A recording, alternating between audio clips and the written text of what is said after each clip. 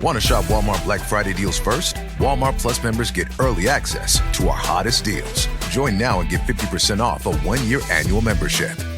Shop Black Friday deals first with Walmart Plus. See terms at walmartplus.com. Chronic migraine is 15 or more headache days a month, each lasting 4 hours or more. BoTok's onabotulinum toxin A prevents headaches in adults with chronic migraine. It's not for adults with migraine with 14 or fewer headache days a month. It prevents, on average, 8 to 9 headache days a month versus 6 to 7 for placebo. Prescription Botox is injected by your doctor. Effects of Botox may spread hours to weeks after injection, causing serious symptoms. Alert your doctor right away, as difficulty swallowing, speaking, breathing, eye problems, or muscle weakness can be signs of a life-threatening condition. Patients with these conditions before injection are at highest risk. Side effects may include allergic reactions, neck and injection site pain, fatigue, and headache. Allergic reactions can include rash, welts, asthma symptoms, and dizziness. Don't receive Botox if there's a skin infection. Tell your doctor your medical history, muscle or nerve conditions, including ALS, Lou Gehrig's disease, myasthenia gravis, or Lambert-Eaton syndrome, and medications, including botulinum toxins, as these may increase the risk of serious side effects. Ask your doctor and visit BotoxChronicMigraine.com or call 1-800-44-BOTOX to learn more. Move your career further, faster in just 2 days with a Harvard Professional and Executive Development Program. Advance your leadership skills, craft smarter business strategies, build your network, and transform how you work and think to keep your career moving forward. You'll earn a certificate and can add Harvard to your resume with Harvard Professional and Executive Development. Learn more at professional.dce.harvard.edu/Spotify.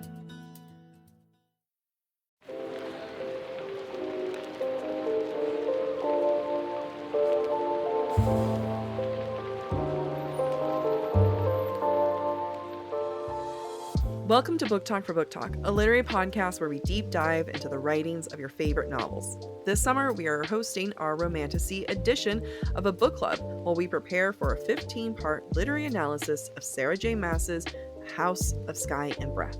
This is Jack. And I'm Amy, and each week we'll discuss one book from our Summer Book Club roster. By using our literary background, we'll provide our first blush analysis of each book as well as discuss listener thoughts. This week, we'll be discussing Fourth Wing by Rebecca Yarros. The views expressed by the hosts are entirely their own and in no way represent the thoughts or intentions of the original author. This podcast is a discussion, shared to spark thought and conversation on the characters and themes of this novel. The interpretations presented in this podcast are just a few of the many possibilities. Listeners are encouraged to read along and share their own analysis of the text. Though the hosts speak mostly within the constraints of this book, series and extended universe spoilers may be discussed with or without warning. Explicit language as well as themes of sex, violence, abuse, depression, self-harm, and death will recur throughout this podcast. Listener discretion is advised.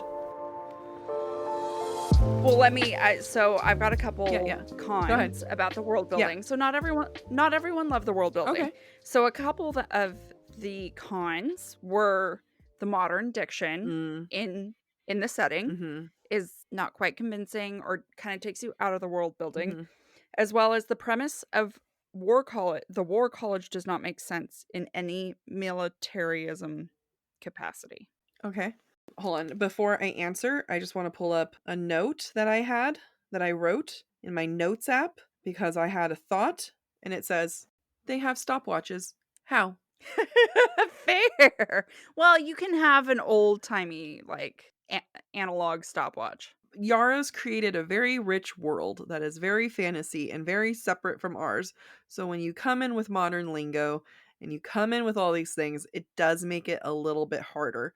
What I find to be interesting, and I would love to dissect this with you, Amy, is it didn't take me out of it the way that it did with From Blood and Ash. And I don't know if it's because while there was a lot of fantasy things, there was a lot of things that aren't fantasy, like generals and hierarchies like that is grounded in our reality. Yeah, this is an interesting concept. I think for me, it's a combination of the way to describe their military, cadets, generals, lieutenants, is familiar. So that grounds us in the familiar. Yeah. we can all get on board with the idea of a military school Mhm. because they exist in our current world. You know, Marines go to basic training. There's Yeah. ROTC in high school and college, Yeah. whatever. So all of those make sense. I think because the characters are consistently using modern lingo from page 1, Violet thinks in it. Yeah. It doesn't feel foreign because we're in it immediately. Yeah. There's no my And ladies or anything like that. We are in. right. Right. We're in her head Mhm. so much that yes, it is disparate from the world building. Yes, it doesn't, if you think of House of Dragon or Mm. Game of Thrones, I don't know why it took me so long to remember the name of the show. They wouldn't necessarily speak the way No. that Yeah. the characters in this book are speaking. And so maybe visually it doesn't make sense with what we're also imagining hearing. However, from a narrative perspective, it doesn't throw me Yeah. because of how quickly we're thrown into it. It's true. There's something, as much as I'm talking about like how fantasy this is, it also felt very grounded in our reality of this world, even Yeah. though there's really not anything of our world in there other than the language, the dialogue and everything. But she never once pretends to be anything that it's not. There is no milady. Mhm. It's commander, it's cadet. These are the terms. Mhm. Now, I think the listener said something about like there's no such thing as like colleges like this. The premise of the war college does not make sense in any military capacity. And I think maybe to some extent that is you're sending current students out to help with the war Mm. and they come back and forth. That doesn't necessarily happen in our world to the best of my knowledge. No, It is a little unrealistic to send people who are not fully trained out to war and then come back and finish your training. It is a little bit the weird. good news that I feel like with that is that it made sense to me because there was a certain amount of desperation of, oh shit, are running out of people to the point where we need to dip into our students. Like that Mm-hmm. was the vibe I got from it.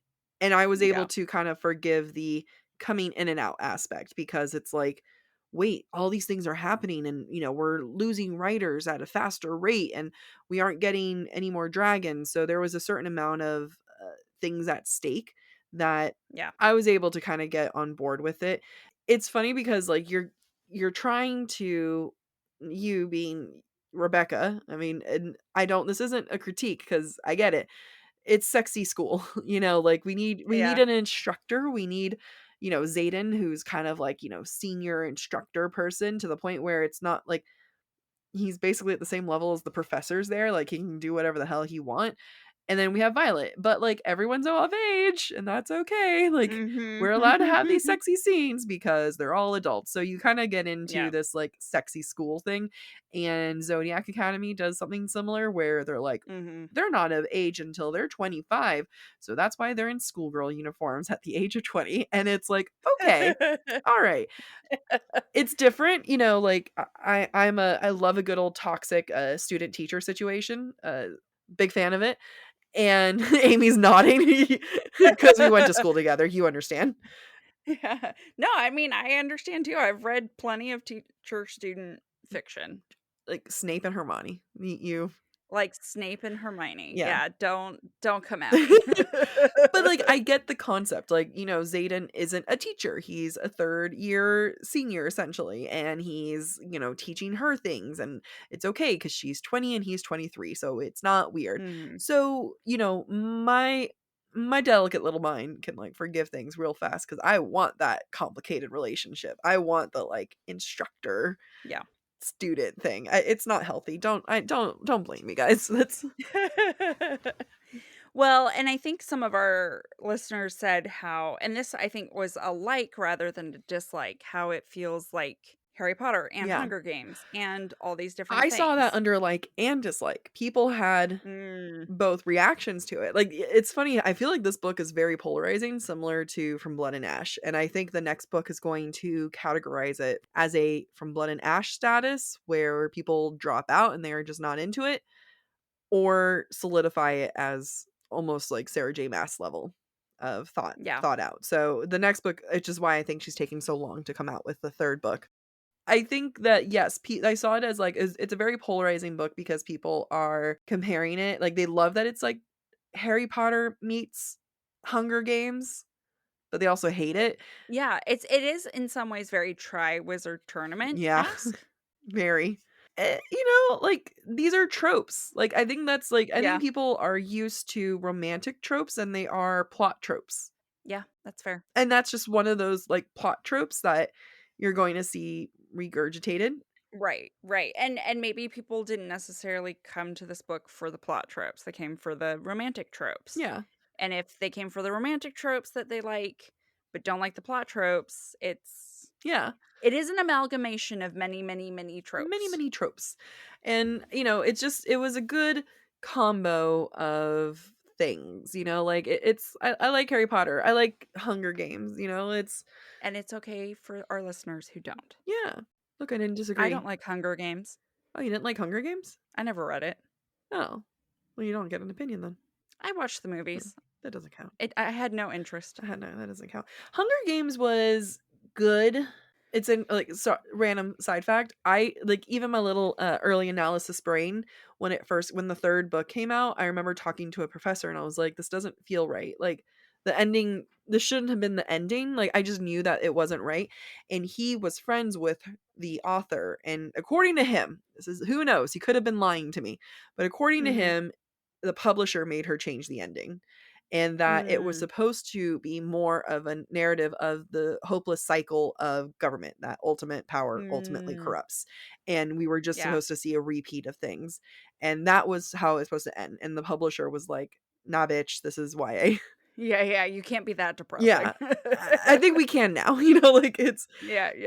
No, I liked Hunger Games, but it kind of like lost me a little bit there. But I think it's like Hunger Games is just another trope of survival of a mass, like that's all that is. And that's just like a group of people just trying to survive through challenges. Yeah, in a dystopian setting, and in some ways this is a dystopian setting. Yeah.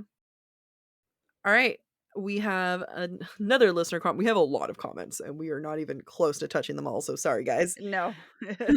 But this is under the positive.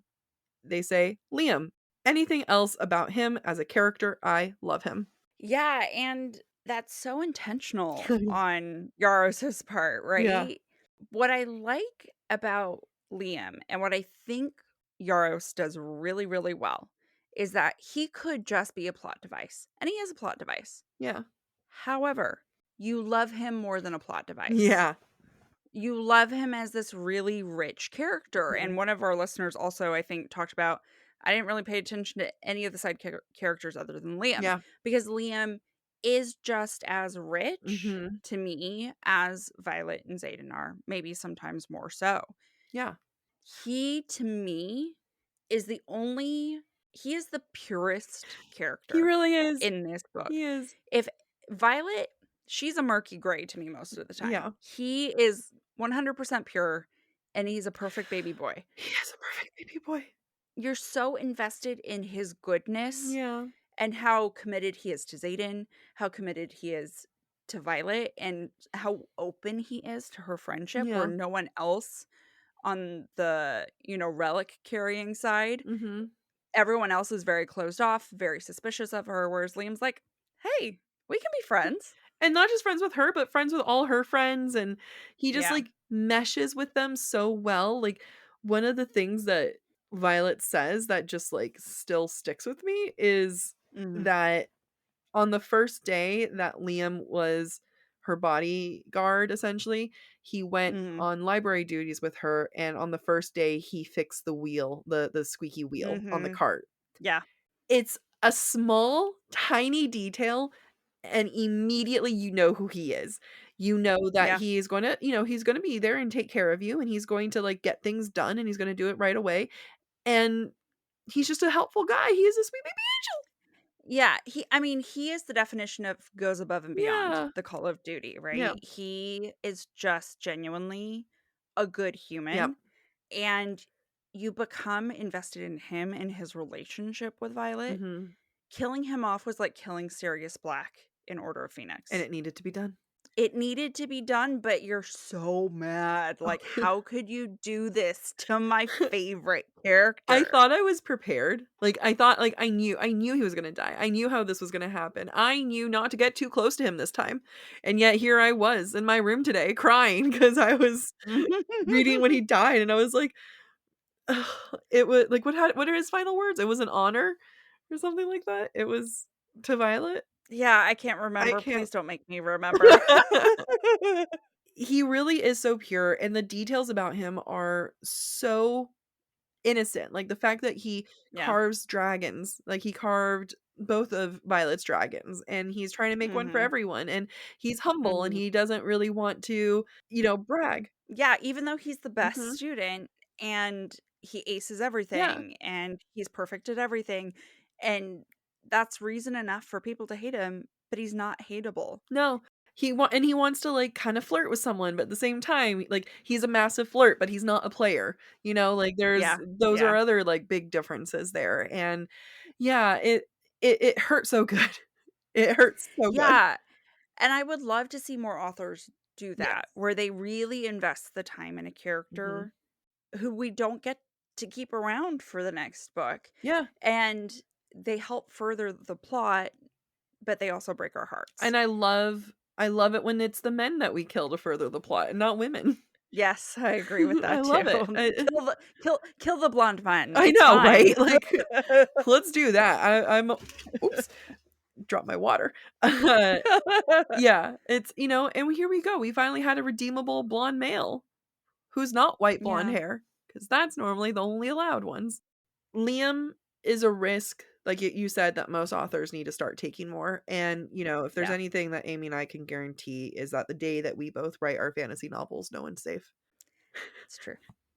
And it must have hurt for her to write it. No, I'm convinced that authors love it. Like, it hurts them, but they love it.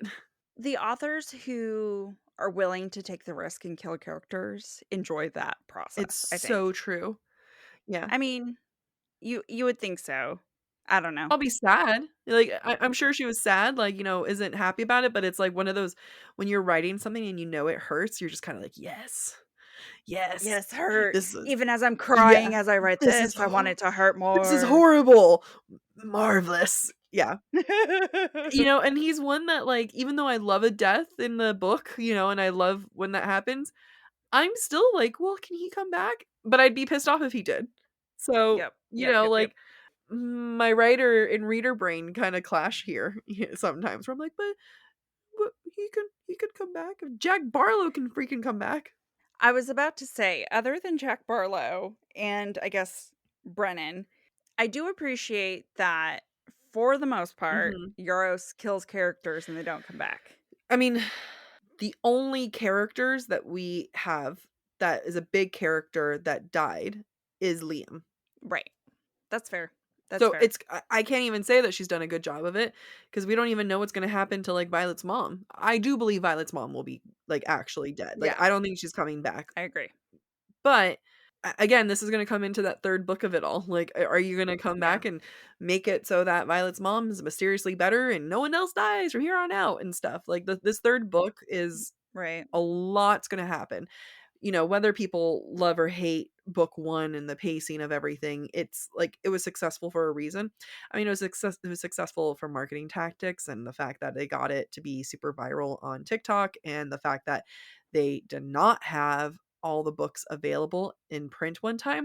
It was done on purpose, people. It's called marketing. Because then it's sold out and it becomes a hot commodity. And Yeah. it's like hard to get a hold of because everyone's trying to get their hands on it. So there's a lot of, but at the same time, it wouldn't have been successful if it wasn't just a good book. Well, let's talk about that because one of the cons that we received from our listeners was it was overhyped. Mm-hmm. So, and I think that I don't hold anything against that listener for thinking Yeah, that. yeah. To me, that's a successful marketing campaign for it to be overhyped. Let's talk about marketing because my day job is marketing, and there are things that we know for sure and there are things that we can assume. So all this is alleged assumptions, but things that I can tell you from a marketing side. we know that Amazon or some kind of production company, that at least Amazon bought the rights to this book before it was even published, which means Amazon had an invested interest in this book succeeding. Mm-hmm. TikTok creators, BookTok creators will end up being paid to cover a book, and they can do it in a way that it's not considered a hashtag ad. It's not very legal, like, because if you pay someone to do it, then you are doing a hashtag ad and you legally have to add these things. A lot of them don't. A lot of them can get away with it very easily. There's a lot of workarounds. I have no doubt that there was an extensive marketing campaign getting a bunch of book talkers to talk about this book and be really excited about it, and to have it seem like a grassroots, oh my God, this book just got super viral on its own effect. Mm-hmm. The books were hard to come by because Mm-hmm. I not guarantee, I can speculate, it adds to marketing. It's what Kylie Jenner did with her lip kits back in the day. They only make so much so that it sells out sooner. All that being said, there was a lot of hype to it. And whenever I would recommend it to people, I think, did I read it before you? Yeah. And I think I told you, don't listen to the hype. I enjoyed it, but don't think it's the next greatest thing ever. Yeah. And you had a great time.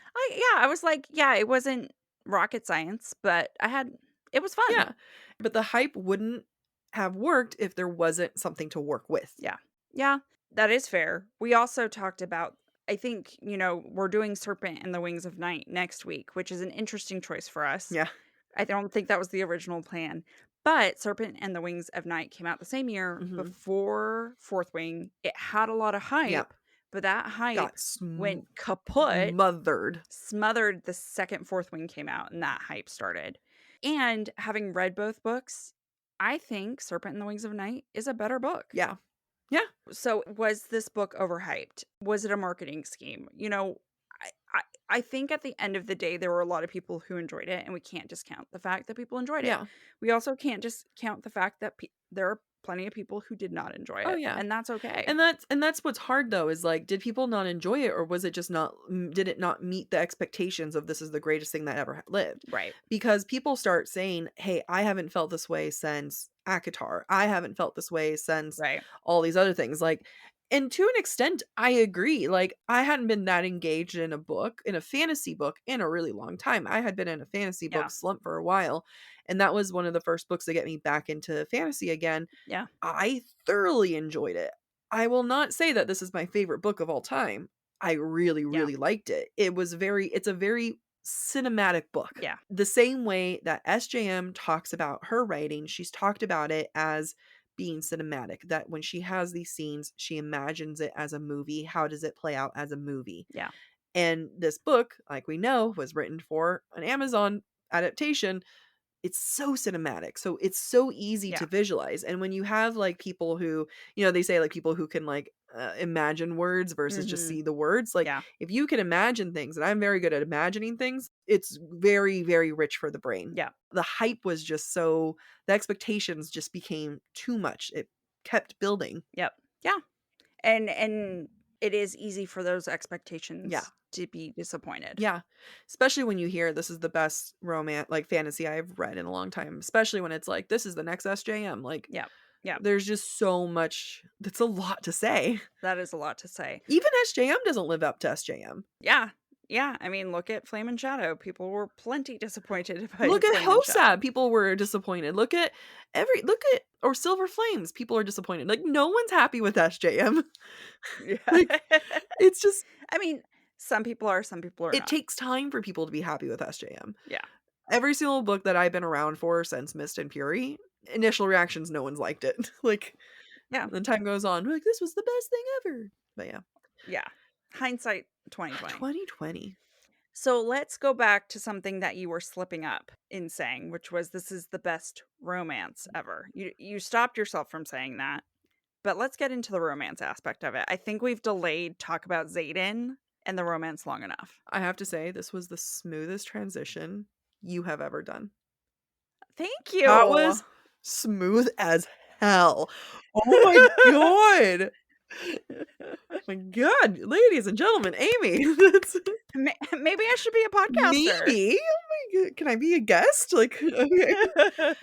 Yeah. So we've been putting it off, like, for the for the entire episode. entire episode. I don't even know where to begin. Love him or hate him, he is a huge topic. Love him or hate him, he is the book. Yeah, so I want to talk about Xaden in the context of Violet, and I want to talk about it in the context of a dislike that one of our listeners sent, and my perspective on Xaden, because I think it's important. Yeah. Maybe my perspective is important. So for a few of our listeners, they were like, okay, you overdo it, you being Yarros. Okay, I was about to say, ow. Yeah. Yarros overdoes it on Violet being small and fragile. Like, okay, we get it. And honestly, some of our listeners are like, I'm over the small and fragile female trope. Yeah.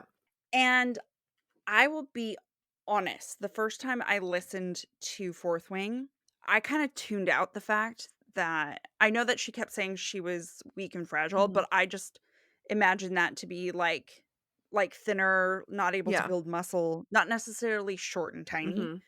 And so for the longest time in my head, I visualized Xaden and Violet as being very similar heights. And honestly, most romances, if I think the pairing is truly meant to be, the male is only a couple inches taller than the female. Wow. Because I find it more romantic.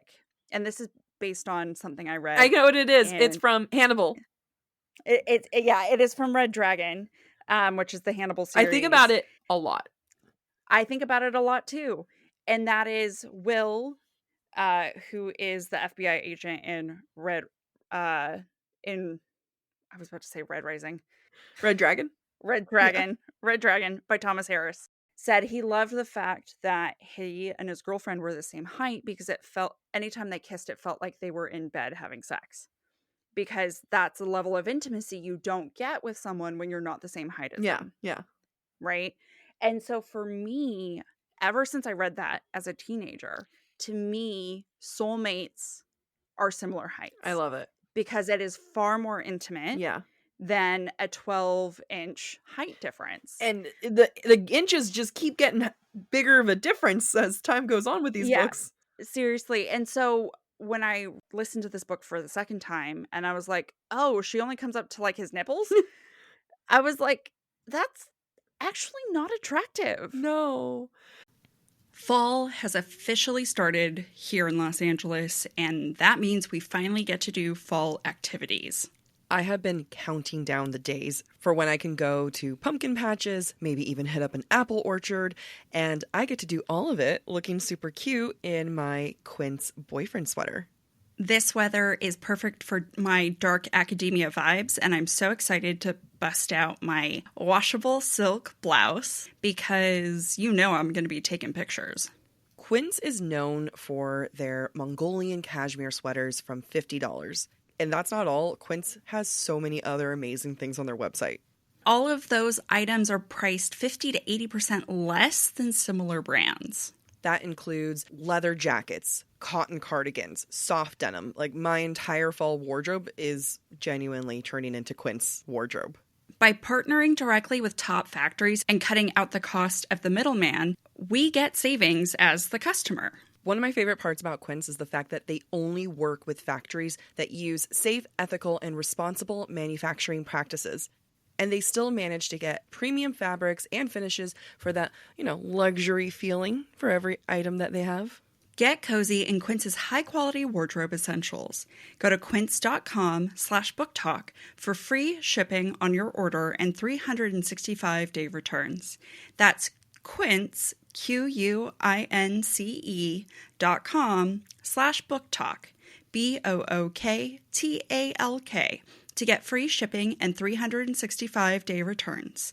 That's quince.com/booktalk.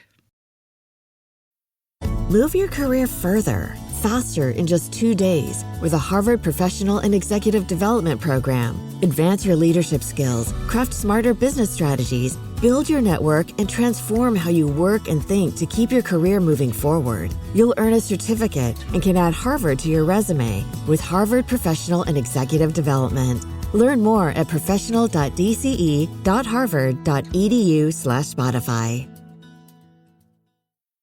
My dad works in B2B marketing. He came by my school for career day and said he was a big ROAS man. Then he told everyone how much he loved calculating his return on ad spend. My friends still laugh at me to this day. Not everyone gets B2B, but with LinkedIn, you'll be able to reach people who do. Get a $100 credit on your next ad campaign. Go to linkedin.com/campaign to claim your credit. That's linkedin.com/campaign. Terms and conditions apply. LinkedIn, the place to be, to be. This episode is brought to you by Allstate.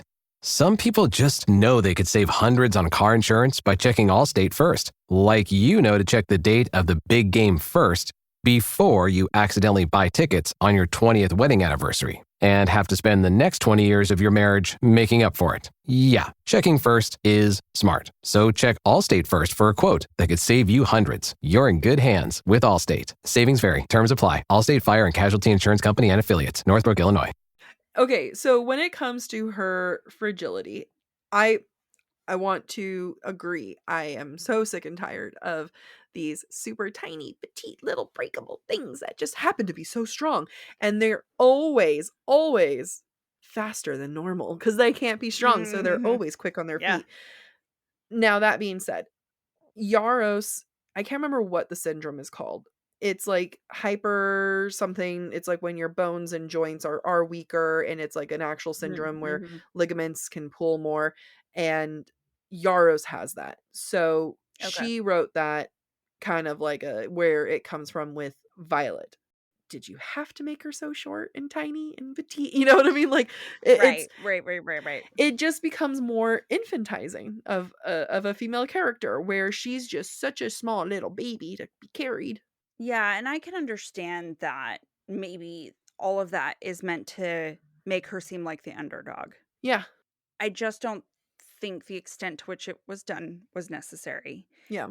And I don't think it's necessary in the context of her being attractive to Xaden.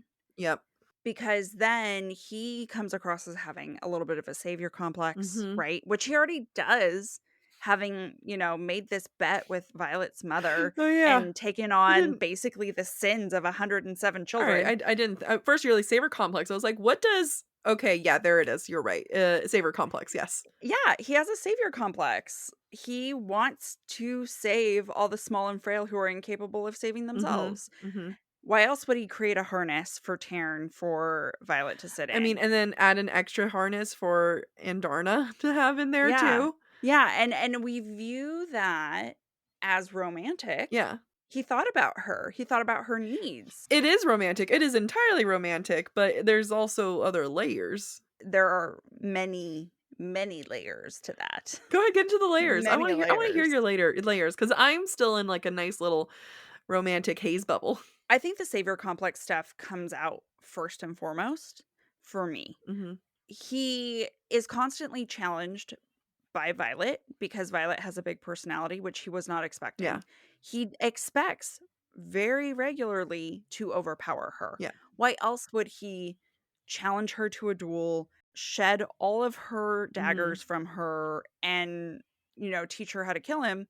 He doesn't view her as a threat. Yeah. Because she is so small. Yeah. So, savior complex, domineering. And as we know from Iron Flame, he's not capable of either being vulnerable or being honest. Yeah. Because he has to be in control all the time. And only he has the right opinion. I don't know. There's... No, you're not wrong. It's good. This is current. Again, I finished rereading it hours ago. No, I mean, it's been a while now, but like today. And I'm still in a Xaden haze. I'm still in the death, dick, and dragon haze right now. So it's like, it's good that I'm not like staring at you like you're wrong. I'm more of like, what was it? I was dickmatized by this book. You were dickmatized. So I'm going to compare him to Rhys because he's as much of a liar as Rhys is and a manipulator. Yeah. And Rhys is a good guy with bad qualities. And Xaden can have good intentions with bad qualities. And I think he has a lot of red flags. But he is the perfect book boyfriend material because of those red flags. Yeah. Because he is the archetype of what we put on a pedestal. Yeah. However, if you had that in a real relationship, Jac, Yes. You'd be on board. You'd support me with this. No. someone who lied to you and didn't tell you about things and told you what to do. Yeah, okay. I mean, when you say it like that, that's not great. Yeah, and didn't allow you to make your own choices. You know what? You're right. You know what's funny is like it wasn't even the lying to me thing, because I'm like, I can get on board with it. Like, some of the things are reasonable enough with him lying to her. I think that it's not fair to be like at her the very end when she's mad that he lied to her about the venom and all the other things, and the fact that they're doing that. That doesn't even like phase anything to me, because it's like it's like if someone were to come and be like, I need to tell you a secret, vampires exist and we're actually fighting a war with them, and I couldn't tell you because someone might hack into your brain. Like, okay, you know what? These are reasonable concerns. Yeah. However, there was none. I was just saying that it's reasonable. Wait, what are the other lying things?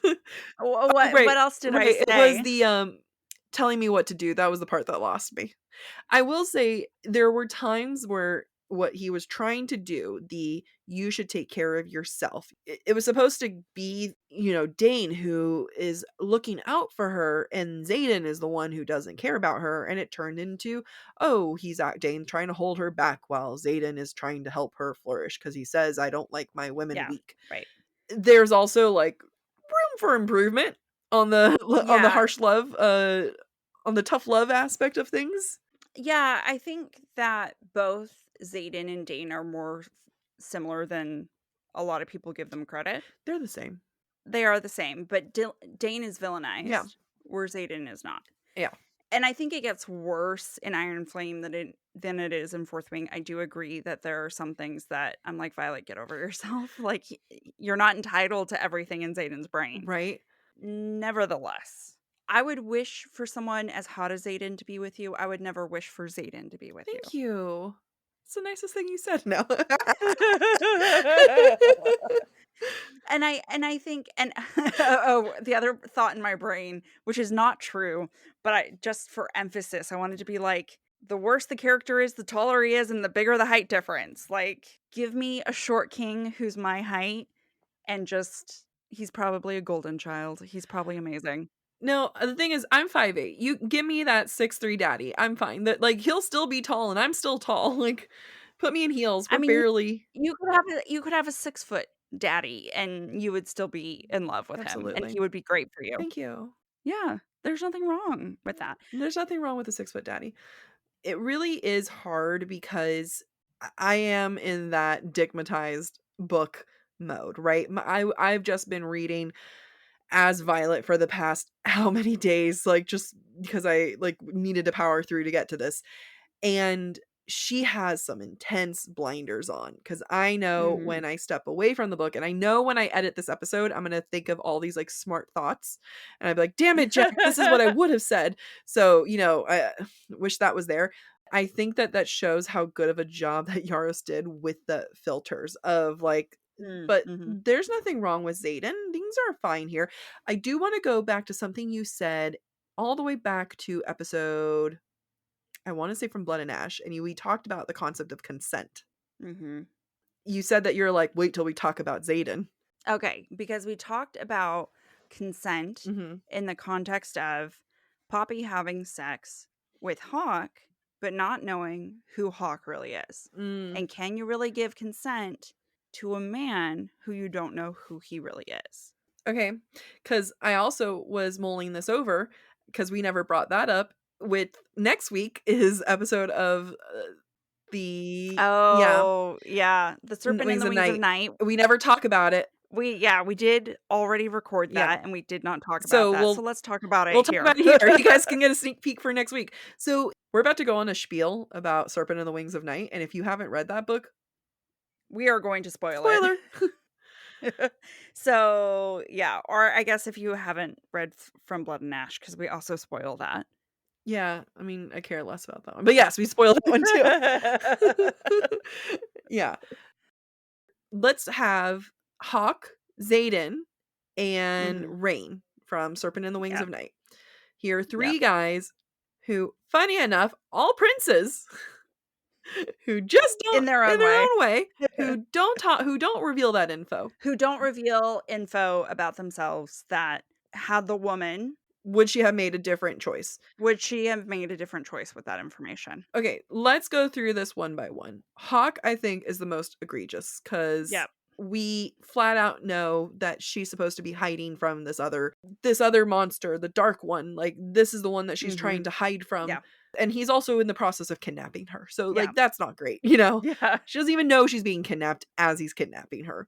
And everyone around him wants to kill her. Exactly. So, like, that's needed info. Now let's talk about Serpent in the Wings of Night. Rain. We did not address that in next week's episode. And you know what? It's not good. And the things that we were harsh about Hawken still resonates a little bit there.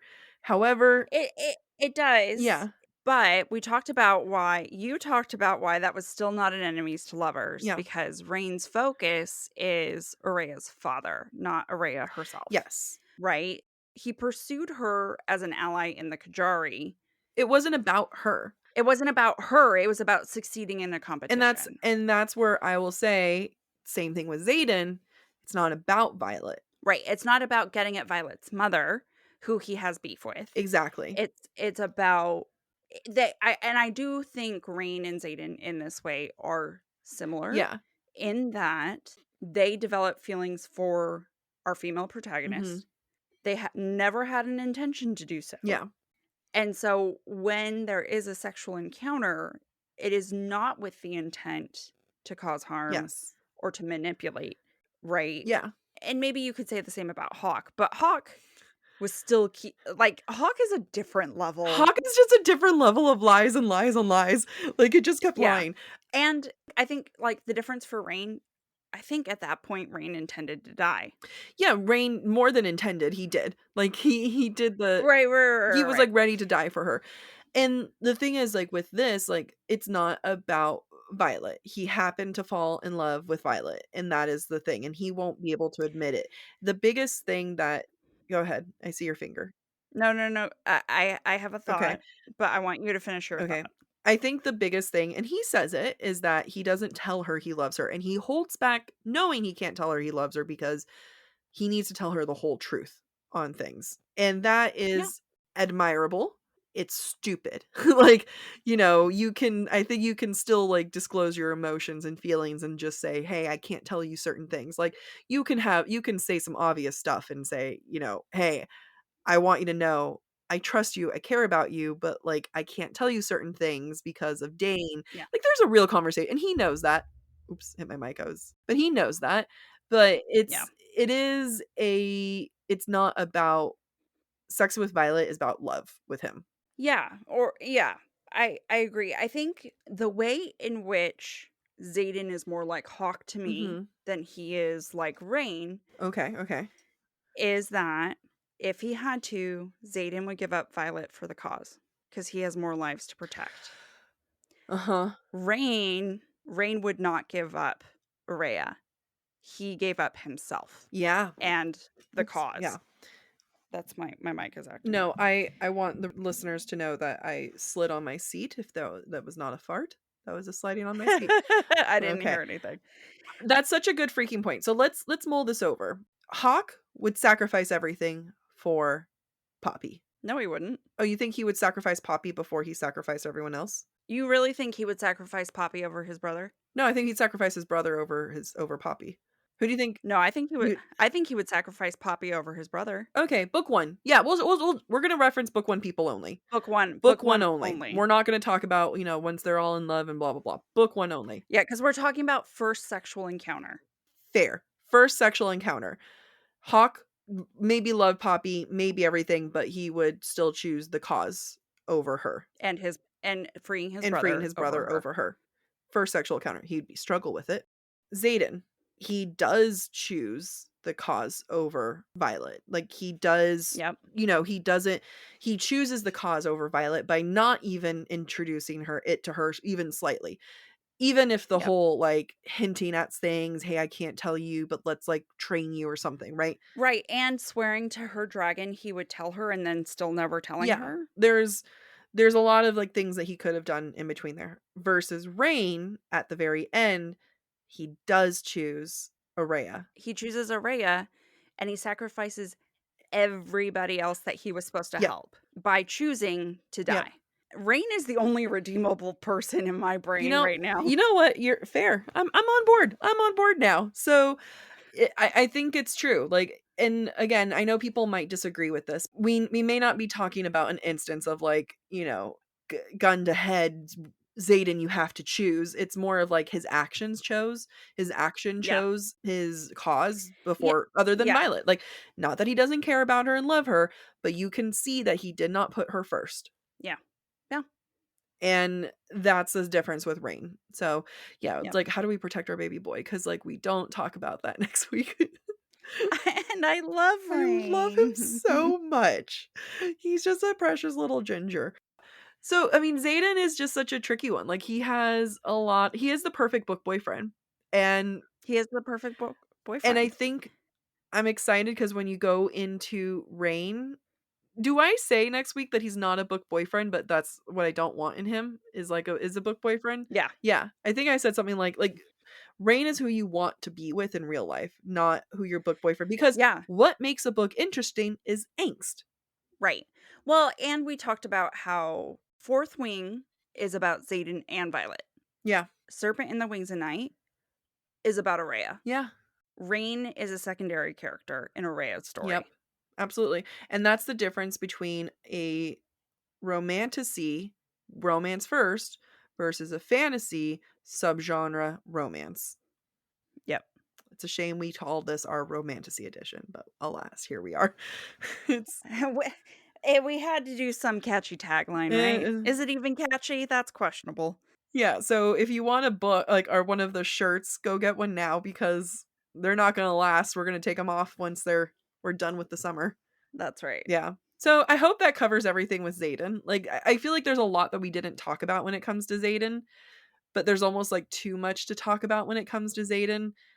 When it comes to the fact that he does want to save everyone, the fact that he doesn't want to hurt Violet, and is he a morally gray character, or is he just very grumpy, and or is he a 23-year-old who doesn't understand how to prioritize? Right. And a 23-year-old who went through a lot of trauma and is trying to take care of all these suddenly 107 souls underneath him, and all these other things, and now he is falling in love. So there's a lot of things that he has on his shoulders, and his relationship with Violet, I don't know if this is the right word, it is a little triggering to me because they both use sex to get what they want, to exploit emotions. And I know that's a very common thing to do in your 20s. Hopefully people grow out of that, go to therapy for that or something. Right. It's a very unhealthy thing, and I don't think that it's ever addressed as being unhealthy. I think that's a great point. I will say that in her depiction of their relationship, I do think Yarros does a 20-something-year-old relationship justice of the relationship between 20-somethings, I should say. And how everything feels like life and death, and how you use intimacy to get what you want, physical intimacy to get emotional intimacy, how they use the words love, and is it really love or lust? And I think some of our listeners are like, this isn't real love. Like, what the hell? You're just horny for them. Yeah. It is very volatile. And Yarros does it well. She does volatile well. It makes it harder for me to root for them. And if you have a fantasy book that is, I'd say, almost 70% romance, like, I'm in this for the romance. Like, I'm interested in what happens, for what's to come, and who's Xaden's mom and all these other things that happen. I do want to know that stuff, but like, you can't tell me that people didn't stay for the romance and aren't coming back for the romance. So if you're coming back for the romance, and I get where we leave with the breakup and we go into the next book and we have to do the whole, like, how do you get someone back after a breakup? But like, there's other ways to do it. And it was just, now I'm going into the second book, it was just so volatile, and they both go back and forth from, in book 1, Violet withholds sex. In book 2, Xaden withholds sex. I get this is supposed to depict 20-something-year-olds. I get that this is a fantasy book. I get that it's fiction. We're not supposed to like sit here and say, this is how a relationship should look like. But if you want me to root for a relationship and you don't want me to sit and your book is based off of a relationship and that's what's supposed to carry it through, you need to make this relationship better somewhere. Yeah, and I think that's what I will say for a lot of romances and romantasies and fictional stories in general. Yeah. If we're going to put relationships on a pedestal, can they please be healthy relationships that we're putting on a pedestal? Something. Yeah. Some kind of healthy. Right. Now, I'm not knocking anybody who likes Xaden and Violet together. I ate it up. Oh, yeah. I did. I enjoyed it. Yeah. I want to see more of it. That doesn't mean I think it's a healthy relationship. Yeah. And the thing is, I guess it's like, I can handle this. I can handle this back and forth here. I have reached my cap here with this particular back and forth. To then replay the exact same argument going into book 2, but just slightly roles reversed, it's very exhausting. And it was really hard to read this part of the book after they got together. Now, the sex scenes, mwah, chef's kiss. The spice was a spicin', and those were great. Loved it. We got to that point, but it was so hard for me to read that that part of the book, knowing what's to come in the second book and just being like really, and this is probably a very too harsh word, but like disgusted of it. Like not disgusted, but just like very put off. Like I don't want to go through this again. You're telling me the same story. And yes, Violet loses her trust. Yes, Violet needs to get over herself. But this whole sex withholding thing, you don't need to drill that in twice. And now, let me know if this is worth going into or not, Amy, if we should take that out. It's hard for me not to mention, especially since I have friends. It's the one who mentioned it. Yarros is a former Mormon. And there's something about that which someone who our friend, and Amy, you yourself, who was Mormon, she read it and had a lot of responses and emotions reading it, seeing those moments of someone who was also formerly Mormon and kind of going through it. And, this idea of using sex as a weapon, as a thing to be a tool. Yeah. You can see that. And, I don't want to call out Mormonism here specifically. We can just say, being any religion that dictates your sexuality. Exactly. Or when you're allowed to have sex, etc. Yeah. So those are my points. I think my only response to that is that I don't have a response. I don't like it because as someone who became sexually active later in life, I think it teaches bad sexual health and behavior with an intimate partner who you trust and love. Yep. And this is true in any form of mass media, on television, in movies, right? I think about this a lot in the context of even what I was taught when I was religious versus not religious.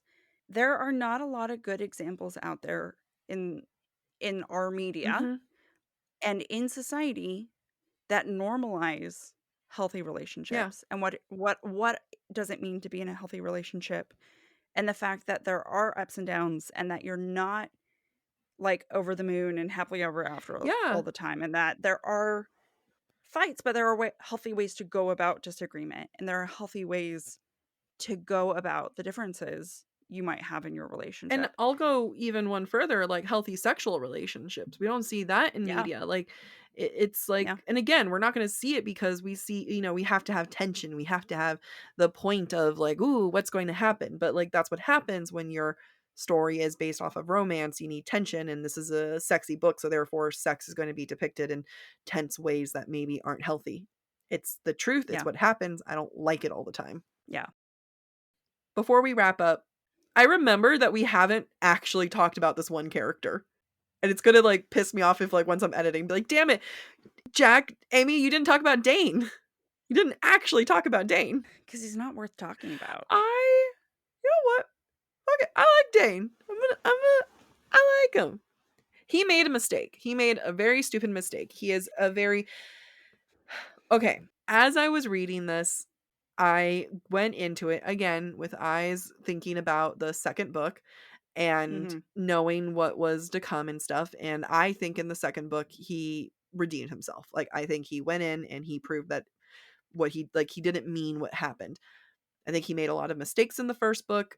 I think that he didn't give Violet a chance. I think Violet was too harsh on him. Like, I think it's fair for him to say, hey, I don't like that my friend who is not strong. We've proven this. You are physically weak. And I don't want to see you die. Did he go too hard on it? Maybe. But, like, you know, we've kept saying that they've been best friends since he's been there 5. So, give him some room. Yeah. I mean, at the end of the day, Dane is a brotherly character. And he fulfills the role of a brother protector. You wanted to be a scribe. You don't want to be here. Yes. And this is a quintessential male thing. And I'm this way too. If you are a problem solver, which Dane in a leadership position is equivalent to a problem solver, you wanted to be a scribe. Your mom forced you here. I'm going to figure out how to get you out of here so that you can be happy. Yeah. So you can follow your dream. Right. The fact that he is not able to keep up with Violet's changes, completely reasonable, completely expected from someone who is a family member and who just doesn't live in your head. Yeah. So is it really annoying? Yes. And I'm glad that Dane was capable of change, because those types of characters are not always capable of change. They're not always capable of reprogramming their brain to accept that the person that they love has changed. Yes. And that therefore their role as protector has also changed. Yeah. And I do think Yarros handled it well in Iron Flame. As he stands in Fourth Wing, I'm annoyed with him because and it's because Violet's annoyed with him. Yeah. And we see it through that lens. We see it through the Violet's lens. We see that he's the only thing that I could really pinpoint, other than him, obviously, you know, like ratting on them, you know, stitches get stitches. But other than that, the only major thing that I could say was like when he didn't trust Violet for when she said that the other girl tried to kill her. Yeah. That's messed up. He should have 100% trusted her. He shouldn't have tried to go for her memories. Like, those are things that, like, that was a definitively wrong move. And that was the moment Violet truly had a change of heart towards him. And I think that was justified. Absolutely. Absolutely. I think that it was just a fun read going through. And I'm like, you know what? He's a kid. He made mistakes. It's fine. Yeah. I hope he does well. I hope he thrives. Yeah. I hope so too. Thank you for listening to this week's episode of Book Talk for Book Talk. We encourage you to rate and subscribe to our show on your preferred podcast listening platform. Next week, we will be discussing The Serpent and the Wings of Night by Carissa Broadbent. We encourage you to rate and subscribe to our show on your preferred podcast listening platform. We would love to hear your thoughts based on today's conversation. If you'd like to submit your take on any of the books we plan to discuss later this summer, please be sure to follow us on Instagram, where we ask for listener submissions. If you are enjoying the podcast, please visit our website, booktalkforbooktalk.com, to view our latest merch and learn about supporting the show through Patreon, Ko-Fi, or Venmo. You can also follow us on TikTok or Instagram at the handle BookTalkForBookTalk. Bye.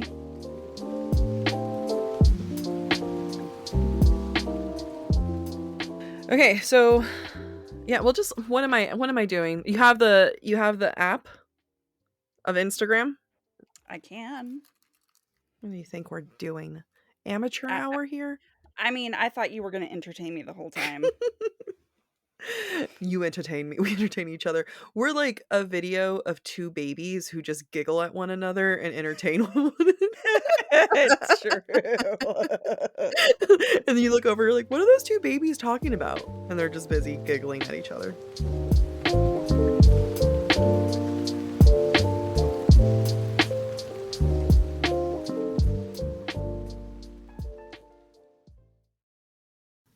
Fall has officially started here in Los Angeles, and that means we finally get to do fall activities. I have been counting down the days for when I can go to pumpkin patches, maybe even hit up an apple orchard, and I get to do all of it looking super cute in my Quince boyfriend sweater. This weather is perfect for my dark academia vibes, and I'm so excited to bust out my washable silk blouse because you know I'm going to be taking pictures. Quince is known for their Mongolian cashmere sweaters from $50. And that's not all. Quince has so many other amazing things on their website. All of those items are priced 50 to 80% less than similar brands. That includes leather jackets, cotton cardigans, soft denim. Like, my entire fall wardrobe is genuinely turning into Quince wardrobe. By partnering directly with top factories and cutting out the cost of the middleman, we get savings as the customer. One of my favorite parts about Quince is the fact that they only work with factories that use safe, ethical, and responsible manufacturing practices. And they still manage to get premium fabrics and finishes for that, luxury feeling for every item that they have. Get cozy in Quince's high-quality wardrobe essentials. Go to quince.com/booktalk for free shipping on your order and 365-day returns. That's Quince, QUINCE.com/booktalk, BOOKTALK, to get free shipping and 365-day returns. That's quince.com/booktalk.